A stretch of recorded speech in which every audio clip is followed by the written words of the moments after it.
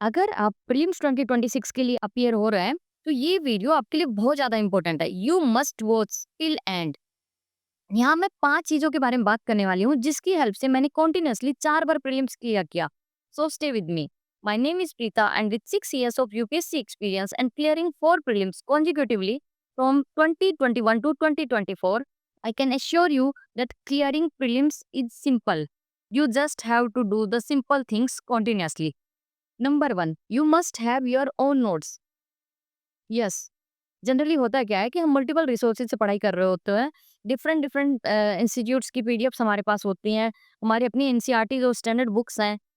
But हम एक-एक reading लेके सबको छोड़ देते हैं। हम रिवाइज़ नहीं कर पाते। क्यों नहीं रिवाइज़ कर पाते? क्योंकि हमने वो सारे मटेरियल्स को पढ़ने के बाद अपने कॉम्प्रिहेंसिव नोट्स नहीं बनाए, और जब हमारे अपने नोट्स नहीं हैं, तो रिवीजन नहीं हो पाएगा। और साइंटिफिकली अगर एग्ज़ाम में आपको कोई कंटेंट रिप्रोड्यूस करना है, तो 5 टू 6 टाइम आपका रिवीजन होना चाहिए, और वो रिवीजन तभी हो पाएगा जब आपके पास वन स्टॉप सॉल्यूशन होगा। और वो वन स्टॉप सॉल्यूशन आपकी वो रिच कॉपी है हर एक सब्जेक्ट की, जो आपने ओवर द टाइम प्रिपेयर की है। अभी आप प्रीलिम्स पे स्विच कर रहे हैं, लेकिन लास्ट 1 ईयर से आप पढ़ाई कर रहे थे, तो आपके पास अपने कुछ नोट्स तो होंगे हर एक सब्जेक्ट के फाउंडेशन नोट्स। अगर वो नोट्स अच्छे बने हुए हैं, तो अब जो भी आप न्यू गाइडेंस या न्यू कोर्सेज़ प्रीलिम्स के लिए ले रहे हैं, तो आपको उन लेक्चर्स को, वीडियोज़ को एक्टिवली देखना है। फिर वहाँ से कि जो भी आपको न्यू इन्फॉर्मेशन मिलेगी, उसको जाके अपने पुराने नोट्स में ही अपेंड करना है। उन्हीं नोट्स को कॉम्प्रिहेंसिव करना है, सो दैट कि आप मल्टीपल टाइम्स रिवाइज़ कर पाओ। अगर आपने न्यू गाइडेंस और न्यू क्रैश कोर्स के चक्कर में पुराने नोट्स को रिवाइज़ नहीं किया, तो आपकी वो जो अभी तक की 1 ईयर की प्रिपरेशन थी, वो तो वेस्ट हो गई ना, क्योंकि आप उसको रिवाइज़ नहीं करोगे। अब जो नया मटेरियल दिख रहा है या नए इंस्टीट्यूट का नया गाइडेंस प्रोग्राम दिख रहा है, आप उनको रिवाइज़ करने चलोगे, और जब वो ऑब्वियसली नया मटेरियल है, तो कितनी बार रिवाइज़ हो पाएगा? नहीं हो पाएगा ना, क्योंकि आप तो अभी स्टार्ट ही करोगे ना वो न्यू इन्फॉर्मेशन को, ठीक है? तो बेटर ये है कि आप अपने नोट्स पे स्टिक करो, और अगर अभी तक आपने कोई नोट्स ही नहीं बनाए, आप तो सिर्फ एनसीईआरटीज़ और स्टैंडर्ड बुक्स से पढ़ रहे थे, तब भी मैं कहूँगी कि अभी नोट्स बनाना स्टार्ट करो, क्योंकि नोट्स का होना बहुत ज़रूरी है। जो आपने ऑब्जर्व किया होगा कि जिन लोगों का एक बार प्रीलिम्स निकला, उनका बार-बार प्रीलिम्स निकल रहा है, जिनका एक बार मेंस निकला, उनका बार-बार मेंस निकल रहा है। इसकी वजह क्या है? इसकी यही वजह है कि उनको पता है कि कितना पढ़ना है, कहाँ से पढ़ना है, ठीक है? देखा है ना ऐसा? तो आपको भी अपनी वो रिच कॉपी पे ध्यान देना है, और उसी को बार-बार रट्टू तोते की तरह रटते रहना है, उसी को रिवाइज़ करना है। यही है प्रीलिम्स क्रैक करने का फ़ॉर्मूला, ठीक है? और जनरली क्या होता है ना, हम लोग पढ़ते रहते हैं, रिवाइज़ करते ही नहीं है। आपने अभी पढ़ा, उसको 2 महीने बाद आप दोबारा से रिवाइज़ कर रहे हो, तो वो रिवीज़न नहीं होगा, वो री-रीडिंग होगी। तो अगर आपको एक्चुअल में रिवीजन करना है ना, तो भाई जो आज आपने पढ़ा है ना, उसको विदिन 24 आवर्स एक बार रिवाइज कर लो। और रिवाइज जैसे मान लो कितना टाइम लगता है रिवाइज करने में? जैसे मान लो आज आपने 1 घंटे की स्टडी की, तो उस 1 घंटे की स्टडी के लिए साइंटिफिकली 12 मिनट्स आपको रिवीजन पे देना पड़ेगा। और वो 12 मिनट्स में आप तभी रिवाइज कर पाओगे जब आप फर्स्ट रिवीजन अपना विदिन 24 आवर्स कर रहे हो। नहीं तो फिर री-रीडिंग ही करनी पड़ेगी, दोबारा उस कंटेंट के लिए 1 आवर ही लगाना पड़ेगा। तो भाई लोगों, साइंटिफिक रिवीजन करो। जो भी पढ़ा है उसको विदिन 24 आवर्स रिवाइज करो, देन विदिन 7 डेज रिवाइज करो, and then within 30 days revise करो। तो ऐसा करके 1 महीने के अंदर ही आपके अराउंड 3 रिविजन्स हो जाने चाहिए, ठीक है? साथ ही आपको एक चीज़ पे और ध्यान देना है, मान लो आपके फाउंडेशन के नोट्स हैं, लेकिन वो इतना ऑर्गनाइज़ नहीं है, मतलब बहुत ही बल्की हैं, एक बुक टाइप ही है। तो आपको अपने उन्हीं नोट्स से शॉर्ट नोट्स बनाने पे ध्यान देना चाहिए। फॉर एग्जांपल जब आप मल्टीपल रिवीजन्स कर लोगे ना, अराउंड 3 रिवीजन्स के बाद आप आइडेंटिफाई कर सकते हो कि भाई कौन-सी इन्फॉर्मेशन है जो एकदम मेरे लॉन्ग टर्म मेमोरी में जा चुकी है, और वो मेरी एक तरह से कभी भूलने वाली नहीं है, तो उसको रहने दो। और आपको लगता है कि कुछ चीज़ें हैं जो आपको फैक्चुअल है, या फिर जो बार-बार आप भूल जा रहे हो, जब आप टेस्ट वगैरह दोगे तो आइडिया लग जाएगा। तो उनसे आप शॉर्ट नोट्स बना लो, क्योंकि वो शॉर्ट नोट्स ना आपको लास्ट मिनट रिवीजन में बहुत ज़्यादा हेल्प करेंगे। ठीक है? तो अगेन पॉइंट यही है कि आपके अपने नोट्स होने चाहिए। एक तो अपने कॉम्प्रिहेंसिव नोट्स आपके पास हैं, सो दैट कि आप उन्हीं को मल्टीपल टाइम्स रिवाइज़ कर रहे हो, और फिर ओवर द टाइम उन्हीं कॉम्प्रिहेंसिव नोट्स से आप अपने शॉर्ट नोट्स भी बना निकाल ले रहे हो, जो आपको लास्ट मिनट रिवीजन में हेल्प करेंगे। फॉर एग्जांपल अगर मैं अपनी बात करूँ, तो 2021 में मैंने सही से नोट्स बनाए, शॉर्ट नोट्स स्पेशली। और उन्हीं नोट्स को मैं बार-बार रिवाइज़ कर रही थी और उन नोट्स को रिवीजन की हेल्प से ही मैंने कंटीन्यूअसली प्रीलिम्स 4 बार निकाला। ठीक है? वो मतलब मेरी एक रिच कॉपी है, जो मतलब मेरे को सच्ची में ऐसा लगता था गुम ना हो जाए कहीं पे। क्यों? क्योंकि वो मेरे लिए बहुत इम्पोर्टेंट थी। मेरे को ऐसा लगता था कि अगर मैंने ये नोटबुक अगर मैंने रिवाइज़ करके चली गई तो मेरा प्रीलिम्स क्लियर हो जाएगा। तो इतना मतलब कॉन्फिडेंस था, तो आई वुड से कि आप भी वो रिच कॉपी बनाओ, ठीक है? जिसको खोने से आपको डर लगे। क्यों? क्योंकि वो आपका एकदम अच्छा वाला अस्त्र-शस्त्र है, जो आपको प्रीलिम्स क्वालीफाई करवाएगा। ठीक है? अगली चीज़ है प्रैक्टिस। जैसे अब हमारे पास अपने नोट्स हैं, हम रिवीजन भी अच्छा कर रहे हैं, लेकिन कैसे पता चलेगा कि हमारे कांसेप्ट्स क्लियर हो रहे हैं कि नहीं? हम कहाँ-कहाँ मिस्टेक्स कर रहे हैं? प्रैक्टिस से ना, तो हमें एमसीक्यू प्रैक्टिस करना है डेली बेस पे। अराउंड 5 टू 6000 एमसीक्यू सोल्व करने का टारगेट रखना है बिफोर द प्रीलिम्स। अब 5 टू 6000 जो नंबर है, वो बहुत ही बल्की लग सकता है आपको, लेकिन वो बहुत ही प्रैक्टिकल है। कैसे? फॉर एग्जांपल आप डेली का टारगेट लेके चलो कि 25 क्वेश्चंस मुझे डेली करने हैं। अब वो 25 क्वेश्चंस जब डेली आप करोगे तो फॉर एग्जांपल आप जनवरी ऑनवर्ड्स स्टार्ट कर रहे हो, तो जनवरी में आप 6 days a week 25 questions daily करो एंड देन वीकेंड पे आप 100 क्वेश्चंस का एक टेस्ट दे दो। तो विदिन ए मंथ आप अराउंड 1000 क्वेश्चन सोल्व कर पाओगे और मार्च तक आपके 3000 क्वेश्चन के आसपास सोल्व हो जाएंगे। ठीक है? देन फिर अप्रैल में हम क्या करेंगे, फुल लेंथ टेस्ट देंगे। अब फुल लेंथ टेस्ट अगर आपको लग रहा है कि भई आप डेली एक एफएलटी दे सकते हो, तो बहुत अच्छा है। लेकिन मेरे अकॉर्डिंग वो थोड़ा-सा इम्प्रैक्टिकल हो जाता है, क्योंकि आप डेली जब एफएलटी देने लगते हो ना, तो थोड़ा-सा रिवीजन के लिए टाइम कम मिलता है और एनालिसिस प्रॉपर नहीं हो पाता। तो बेटर है कि एक अल्टरनेट पे एफएलटी दो या फिर एक पेपर को 50-50 क्वेश्चंस करके 2 दिन में दे लो। और वीकेंड पे फिर अगेन आप एक एफएलटी दे लो। तो वीक में एक तरह से आप 4 एफएलटी दे लोगे, ठीक है? ऐसा करके आप पूरे अप्रैल में 16 के आस-पास आपके एफएलटी हो जाएँगे, तो 1600 क्वेश्चन अराउंड वहाँ पे हो गए। तो ऐसा करके आपके हो गए ना अराउंड 4600 क्वेश्चन्स। अब 4600 क्वेश्चन्स जब आपके हो गए, फिर हम मई में क्या करेंगे, हम मई में कुछ नए टेस्ट नहीं लगाएँगे। हम मई में सिर्फ़ जो प्रीवियस ईयर पेपर्स हैं, उनको एग्ज़ाम लाइक कंडीशंस में सोल्व करेंगे। Around 10 papers I would say pick करो लास्ट ईयर के और उनको एकदम एग्ज़ाम लाइक कंडीशंस में 9:30 टू 11:30 की टाइमिंग्स में बैठ के सोल्व करो। इससे आपका ब्रेन ना वो यूपीएससी पैटर्न्स को रिकॉग्नाइज करने लगेगा और आपका ब्रेन ना यूपीएससी पैटर्न पे सेट हो जाएगा। क्योंकि जनरली क्या होता है कि यूपीएससी का अपना एक पैटर्न है, टेस्ट सीरीज उसको मैच नहीं कर पाती हैं। तो टेस्ट सीरीज में हमें माहिर नहीं होना है, हमें यूपीएससी पैटर्न पे माहिरता हासिल करनी है, ठीक है? तो मई में हमें कोई नया रिवीजन नहीं करना, नई टेस्ट सीरीज नहीं देनी। एक आधा कुछ अभ्यास या ओपन टेस्ट अगर हो तो आप कुछ मई तक दे सकते हो, बट लास्ट 15 टू 20 डेज में आई वुड हाईली रिकमेंड कि सिर्फ यूपीएससी के पेपर सोल्व करो, कोई टेस्ट सीरीज़ मत दो, क्योंकि वो फालतू का एंग्जायटी भी आपको दे सकता है। मार्क्स वगैरह को देख के आप डिमोरलाइज़ हो सकते हो, तो बेटर है कि आप सिर्फ यूपीएससी के क्वेश्चन सोल्व करो।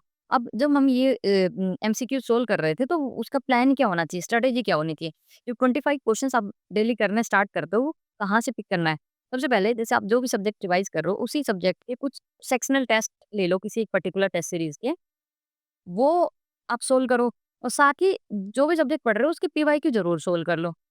अब आप कहोगे कि मई में भी हमें प्रीवियस ईयर पेपर सोल्व करने हैं और यहाँ पे भी हम ऑलरेडी पीवाईक्यू कर चुके हैं। देखो, हम सब्जेक्ट वाइज़ पीवाईक्यू करना अलग है, लेकिन हम वन गो में पूरा पेपर जब सोल्व करते हैं तो वो अलग लेवल की प्रिपरेशन होती है। रिपीटेशन हो सकता है, हमें करना ही है, ठीक है? PYQ solve. तो और फिर जब आपके सेक्शनल टेस्ट आप पूरे सब्जेक्ट वाइज़ दे चुके होगे, तो उसके बाद फिर आप एफएलटीज़ दे दो और आई वुड हाइली रिकमेंड कि आप एक टेस्ट सीरीज़ को पिक करो, उसके अराउंड 35 के आसपास जो पेपर्स होता है, उनको करो। 35 जब पेपर आपके कंप्लीट हो जाएँ, उसके बाद आप देख लेना किसी और टेस्ट सीरीज़ के अगर कुछ टेस्ट पेपर्स उठाने हैं, डिपेंडिंग अपॉन योर बैंडविड्थ आप उठा सकते हो, लेकिन एक टेस्ट सीरीज़ से ही स्टिक करो, बेटर होगा, क्योंकि बाय एंड लार्ज सारी टेस्ट सीरीज़ क्या करते हैं, जो भी इम्पोर्टेंट टॉपिक्स होते हैं, उन पे क्वेश्चंस फ्रेम करने की कोशिश करते हैं। तो आप इधर-उधर डाइवर्ट होने की बजाय एक टेस्ट सीरीज़ को उठाओ, सो दैट कि आपके सारे इम्पोर्टेंट टॉपिक्स कवर हो जाएँ और आपको एक सेंस ऑफ फुलफिलमेंट भी आए। आप फोमो में ना रहो कि भई हाँ, कि मेरा कुछ पेंडिंग है, ठीक है? अब जब आपके पास नोट्स भी हैं, रिवीजन भी प्रॉपर हो रहा है और साथ में एमसीक्यू प्रैक्टिस भी हो रही है, फिर भी कुछ लोगों के माइंड में डाउट होता है कि मैं अभी करंट अफेयर्स की मैगज़ीन्स आ गई हैं इतनी सारी, अभी इकोनॉमिक सर्वे, बजट भी आने वाला है, तो मैं स्टैटिक पे कितना टाइम लगाऊँ, उन सब पे कितना टाइम लगाऊँ? देखो, आई वुड से कि स्टैटिक इज़ द किंग। आपको स्टैटिक को प्रायोरिटाइज़ करना है, ठीक है? अब जब स्टैटिक को आप प्रायोरिटाइज़ कर रहे हो, तो आपकी कंसेप्चुअल क्लैरिटी होनी बहुत ज़्यादा ज़रूरी है। फॉर एग्ज़ाम्पल, अगर आपका स्टैटिक स्ट्रॉन्ग है, तो आप करंट अफेयर मान लो कुछ मिस भी किया था, तब भी आप कंसेप्चुअल क्लैरिटी के बेसिस पे उस चीज़ को सोल्व कर सकते हैं। लेकिन अगर आप सिर्फ़ करंट अफेयर्स के पीछे भाग रहे थे, फैक्चुअल डेटा, ट्रेंड्स और ये सब देख रहे थे बजट इकोनॉमिक सर्वे में, तो आपके एक आधे ट्रेंड वाले क्वेश्चन सही हो जाएँगे, लेकिन जो उसके पीछे की जो फाउंडेशन है, स्टैटिक क्वेश्चन्स उससे रिलेटेड कुछ आए, तो वो आप गलत कर दोगे। तो अगेन यहाँ पे फंडा यही है, अगर आपका स्टैटिक स्ट्रॉन्ग है, तो आप करंट अफेयर्स के क्वेश्चन्स भी कंसेप्चुअल क्लैरिटी की हेल्प से सोल्व कर सकते हो। लेकिन अगर करंट अफेयर्स के पीछे भाग रहे हो, तो आप बहुत सारी स्टैटिक क्वेश्चन्स गलत कर दोगे, वहीं पे आप कॉम्पिटिशन से पीछे रह जाते हो। क्योंकि आपके वो क्वेश्चन्स गलत हो जाते हैं, जो बाकी सब लोग ठीक कर रहे हैं। ऐसा नहीं होना चाहिए, ठीक है? तो आई वुड से बैलेंस बोथ। ऐसा भी नहीं है करंट अफेयर्स को बिल्कुल इग्नोर करना है। आपको मार्च तक आपके जितनी भी मैगज़ीन्स हैं या फिर जो भी न्यू इन्फॉर्मेशन है उसको रीड करो। मार्च के बाद आपको कोई न्यू कंटेंट नहीं रीड करना है। अप्रैल और मई में सिर्फ रिवीजन करना है। तो जो भी करंट अफेयर्स एक पर्टिकुलर इंस्टीट्यूट का कुछ भी आप पीडी 365 या अदर जो भी 365 है वो उठाओ और उसको कंप्लीट करो। ठीक है? तो यही चीज़ है, बैलेंस करना ज़रूरी है क्योंकि यूपीएससी काफ़ी अनप्रेडिक्टेबल है। पता नहीं है ना कि किस साल में कहाँ से वेटेज ज़्यादा हो जाए। फॉर एग्ज़ाम्पल अगर 2016 की हम बात करें, वहाँ पे कट ऑफ थी 116। क्यों? क्योंकि वहाँ पे करंट अफेयर की वेटेज ज़्यादा थी। तो आपको भी ध्यान रखना है कि भई आप इग्नोर मत करो किसी भी पोर्शन को। स्टैटिक और करंट दोनों को बैलेंस करके चलो, but static is the priority, ठीक है? अब ये चारों चीज़ें हमने कर ली हैं, फिर भी कुछ बच्चों का प्रीलिम्स नहीं क्लियर हो पाता है। मतलब सब कुछ अच्छा चल रहा है, जीएस में बहुत अच्छा स्कोर आ रहा है, revision full full MCQ practice, current affairs भी पूरा प्रिपेयर्ड है, फिर भी प्रीलिम्स में फेल हो गए। बिकॉज़ उन्होंने सीसेट या फिर जो पेपर नंबर 2 था उसको इग्नोर किया। भाई देखो 2 पेपर्स हैं तो इसका मतलब दोनों की इम्पोर्टेंस इक्वल है ना। सीसेट अगर यूपीएससी करवा रही है तो उसका कुछ रीज़न है ना। तो ऑब्वियसली आप चाहे तो जीएस में 130 लेके आ जाओ। अगर आप सीसेट में डिस्क्वालिफाइड तो प्रीलिम्स में डिस्क्वालिफाइड। सो आपको सीसेट को भी इक्वल रिस्पेक्ट देनी है। अगर आप जनवरी ऑनवर्ड स्टार्ट कर रहे हो तो आई वुड से कि start from 20 to 30 minutes daily for CSAT. आप अगेन पीवाईक्यूज़ को अपना रिसोर्स बनाओ, पीवाईक्यू सोल्व करो।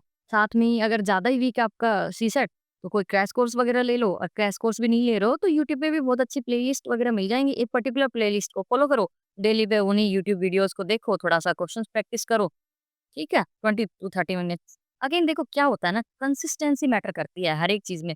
आपको एक सिस्टम बिल्ड करने पे ध्यान देना है कि भई मैं ये सिस्टम फॉलो कर रहा हूँ, ये प्रोसेस फॉलो कर रहा हूँ, ठीक है? एंड रिजल्ट के बारे में भूल जाओ, आपको प्रोसेस को फ़ॉलो करना है। तो प्रोसेस में आती है कंसिस्टेंसी और वो कंसिस्टेंसी जैसे आपने एमसीक्यू सोल्व करने की कंसिस्टेंसी हो गई, सीसेट डेली प्रैक्टिस करने की कंसिस्टेंसी हो गई, कंसिस्टेंटली रिवाइज़ करने की बात आ गई, ठीक है? तो ये सब चीज़ें अगर आप कर रहे हो, तो आप देखोगे कि आपको बहुत ज़्यादा कॉन्फिडेंस आएगा और ओवरलोड नहीं होगा कुछ भी, ठीक है? सो अभी जनवरी से 20 टू 30 मिनट्स लेके चलिए और मार्च ऑनवर्ड तो अब डेली 1 घंटा आप सीसेट को देना स्टार्ट करिए। क्योंकि अगर आप कंटिन्यूअसली सीसेट को टाइम दोगे ना तो आपको लास्ट मिनट एंग्जायटी नहीं होगी। नहीं तो क्या होता है आप पूरा टाइम जीएस पे लगे होते हो फिर जाके अप्रैल मई में आपको जाके सीसेट की चिंता सताने लगती है और उस चिंता के चक्कर में आपका जीएस भी खराब हो जाता है। तो भई ऐसा नहीं करना। अभी से सीसेट को भी अच्छे से प्लान करके चलो। प्लानिंग ज़्यादा इम्पोर्टेंट है। ठीक है? अगर प्लान आपने अच्छे से किया है कि कैसे मेरे को नेक्स्ट 5 मंथ्स या 3 मंथ्स जो भी हैं वो प्लान करना है, तो आपके लिए चीज़ें ईज़ी हो जाएँगी, ठीक है? यहाँ पे एक चीज़ मैं ऐड करूँगी कि जैसे अब कंसिस्टेंसी मेंटेन कैसे करनी है, फॉर एग्ज़ाम्पल एमसीक्यू प्रैक्टिस की कंसिस्टेंसी आपको बिल्ड करनी है, तो आप जो एटॉमिक हैबिट्स में जो बात करी गई है हैबिट स्टैकिंग की, उस चीज़ को फ़ॉलो करो। फॉर एग्ज़ाम्पल आप डिनर करते हो, डिनर तो आप रोज़ ही करोगे ना, मतलब बहुत ही रेयर होता है कि आपका डिनर स्किप होगा। तो आप अपनी एमसीक्यू प्रैक्टिस को डिनर के साथ स्टैक कर लो कि भई डिनर करते ही मुझे अपना 25 क्वेश्चन्स प्रैक्टिस करने हैं विद इन द 30 मिनट और 30 मिनट्स के बाद फिर मेरे को अराउंड 40 टू 45 मिनट्स उनको एनालिसिस पे लगाना है। एनालाइज़ करना बहुत ज़्यादा इम्पोर्टेंट है। एनालिसिस से ही हमें आइडिया मिलेगा कि हम क्या गलत कर रहे हैं, क्या सही कर रहे हैं। क्या भई हमारा जो क्वेश्चन है वो कंटेंट गैप की वज़ह से गलत हुआ है? अगर ऐसा था तो वो जाके अपने नोट्स में ऐड करो वो पर्टिकुलर न्यू इन्फॉर्मेशन या न्यू कंटेंट, ठीक है? अगर ऐसा नहीं था भई आपका अपनी स्टेटमेंट को ठीक से नहीं पढ़ा या फिर आपके नोट्स में भी था, बट आपको कंसेप्चुअल क्लैरिटी नहीं थी, तो उसकी कंसेप्चुअल क्लैरिटी लेके आओ, ठीक है? तो आप एनालाइज़ करो चीज़ों को, एनालिसिस इम्पोर्टेंट है और जो भी न्यू इन्फॉर्मेशन मिली है अपनी नोट्स में ऐड करो सो दैट कि आप उसको मल्टीपल टाइम्स रिवाइज़ करो। सिर्फ क्वेश्चन सोल्व कर दो और मार्क्स देख के बंद कर दो, तो इससे कोई फ़ायदा नहीं होगा, ठीक है? साथ ही एटॉमिक हैबिट्स में एक और चीज़ के बारे में बात होती है कंसिस्टेंसी मेंटेन करने के लिए कि आप ना कोई भी चीज़ जो फ़ॉलो कर रहे हो ना, कोई भी एक रूटीन या प्रोसेस या हैबिट फ़ॉलो कर रहे हो, उसको 1 दिन से ज़्यादा ब्रेक मत होने दो। फॉर एग्ज़ाम्पल जैसे आज आप डेली एमसीक्यू प्रैक्टिस कर रहे थे, आज आपका एमसीक्यू प्रैक्टिस नहीं हो पाया किसी वजह से, मान लो आपकी हेल्थ ठीक नहीं थी या जो भी, तो ऐसा नहीं है कि फिर कल भी आप उसको स्किप कर दो। मतलब कंटिन्यूटी में आपको आपको 2 दिन का ब्रेक नहीं लेना है। 1 दिन का ब्रेक हो गया कोई दिक्कत नहीं है, उसपे एंग्ज़ायटी भी नहीं करनी है, क्योंकि ऐसा होता है, ठीक है? इम्परफेक्शंस को भी एप्रिशिएट करना चाहिए हमें, ठीक है? लेकिन उसको कंटीन्यूअसली 2 दिन के लिए हमें ब्रेक नहीं करना है, ठीक है? तो ये चीज़ ध्यान रखनी है। Now last and most important thing, अभी क्या होगा कि सब बच्चे बहुत ही मोटिवेटेड रहते हैं, बहुत ही जोश में रहते हैं।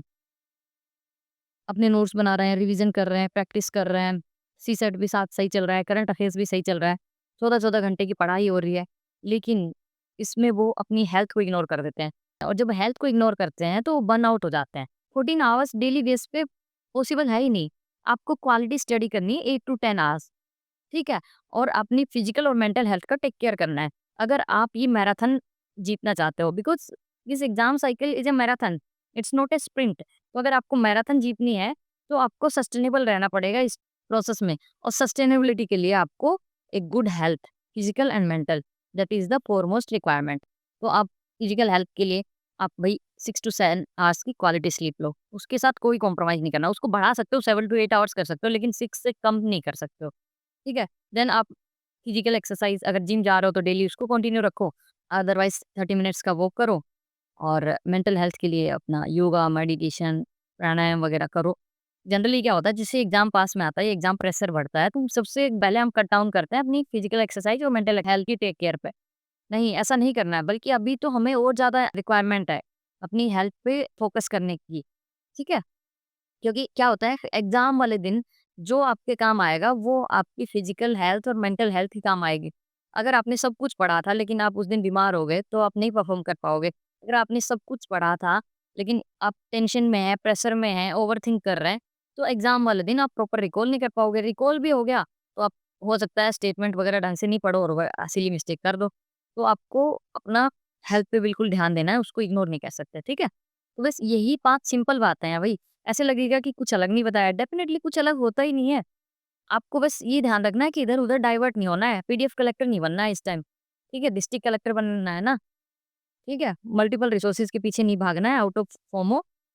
आपको अपने नोट्स और अपने रिसोर्सेज़ पे ट्रस्ट करना है, उन्हीं को मल्टीपल टाइम्स रिवाइज़ करना है, रिवीज़न बहुत ही साइंटिफिक तरीके से करना है, अदरवाइज़ वो री-रीडिंग होती रहेगी अगेन एंड अगेन। देन आपको एमसीक्यू प्रैक्टिस करना है, वो बहुत ही स्ट्रैटेजिकली करना है, ठीक है? Subject wise and then full length and PYQs को इग्नोर नहीं करना है। देन आपको स्टैटिक को प्रायोरिटाइज़ करना है, सीसेट की भी टेक केयर करनी है, बिकॉज़ सीसेट कैन मेक और ब्रेक योर अटेम्प्ट, ठीक है? देन आपको अपनी फिजिकल और मेंटल हेल्थ को प्रायोरिटाइज़ करना है, ठीक है? अगर ये 5 चीज़ें आपने कंटीन्यूअसली फ़ॉलो की, इस एक प्रोसेस को फ़ॉलो किया, तो आप डेफिनिटली प्रीलिम्स 2026 क्लियर कर सकते हैं। ये कोई रॉकेट साइंस नहीं है, ठीक है? बस चीज़ों को कंसिस्टेंटली करना है, कॉन्फिडेंस से करना है, ठीक है? रिज़ल्ट के बारे में बिल्कुल नहीं सोचना है कि क्या होगा। भई आप अपना बेस्ट दो, बाकी भगवान पे छोड़ दो, जो होगा अच्छा ही होगा। ऐसा थोड़ी है कि हाँ, एग्ज़ाम नहीं होगा तो ज़िंदगी खत्म, ठीक है? तो hope this video was useful for you, और अगर आपको हेल्पफुल लगी हो, तो अपने फेलो एस्पिरेंट्स के साथ शेयर करना मत भूलना, और अगर आपके और भी कोई डाउट्स हैं, तो आप कमेंट सेक्शन में एक बार मेंशन कर सकते हैं। मैं डेफ़िनिटली आपको रिप्लाई करूँगी। So thank you for watching, see you in the next video.